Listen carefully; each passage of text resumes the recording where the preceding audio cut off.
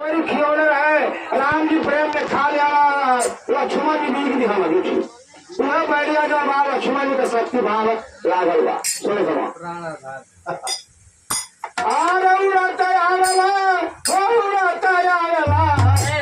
बाजार में माता वाला